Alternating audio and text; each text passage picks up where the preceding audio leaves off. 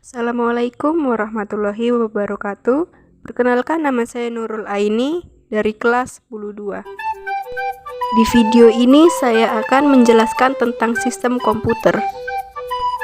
Jadi sistem komputer adalah kumpulan perangkat-perangkat komputer yang saling berhubungan dan berinteraksi satu sama lain untuk melakukan proses pengolahan data. Sistem komputer dibagi menjadi 3, yaitu hardware, software, dan brainware. Hardware disebut juga dengan perangkat keras. Hardware adalah suatu perangkat elektronik yang ada pada komputer, bisa dilihat secara kasat mata dan mampu disentuh secara fisik. Software adalah kumpulan data elektronik yang disimpan dan diatur oleh komputer berupa program yang dapat menjalankan suatu perintah. Perangkat lunak ini bersifat tidak dapat dipegang. Brainware adalah orang yang menggunakan atau mengoperasikan sebuah perangkat komputer. Brainware disebut juga sebagai perangkat intelektual yang memakai dan menjelajahi kemampuan hardware dan software. Bagian-bagian hardware ada input device, process device, output device, dan storage device.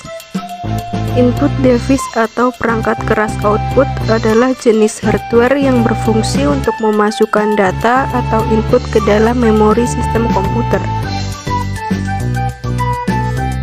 Yang kedua ada proses device.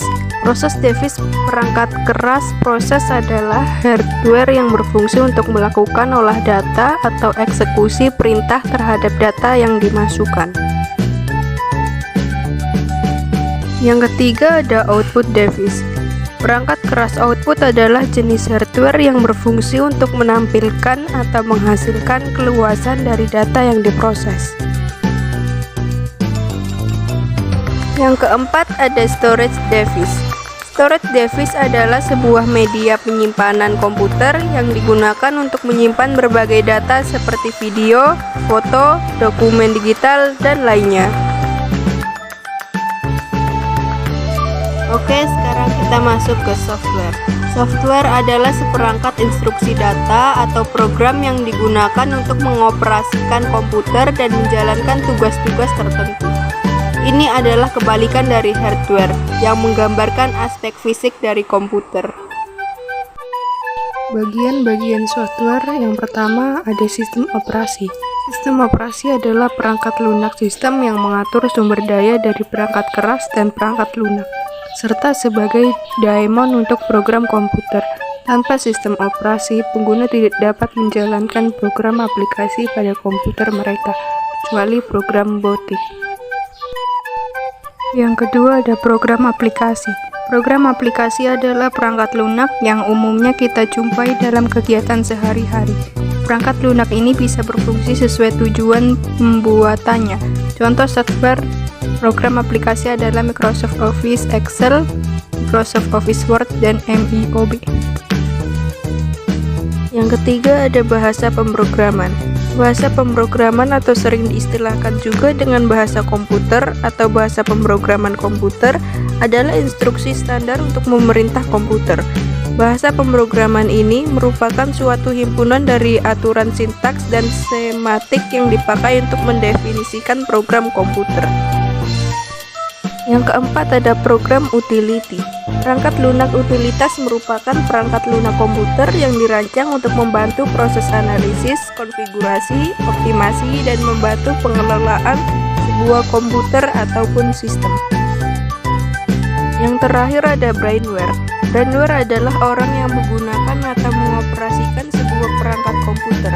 Brainware disebut sebagai perangkat intelektual yang memakai dan menjelajahi kemampuan hardware dan software. Bagian-bagian brainware yang pertama ada programmer.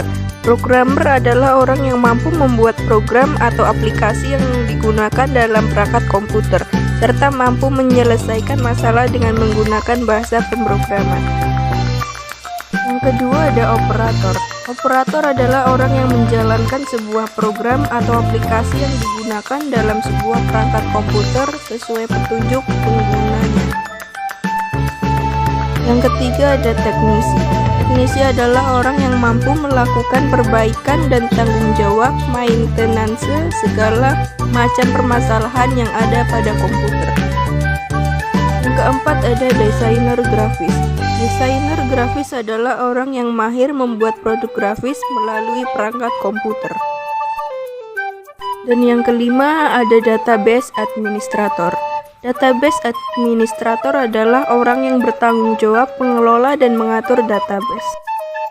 Sekian video dari saya, lebih kurangnya saya mohon maaf. Wassalamualaikum warahmatullahi wabarakatuh.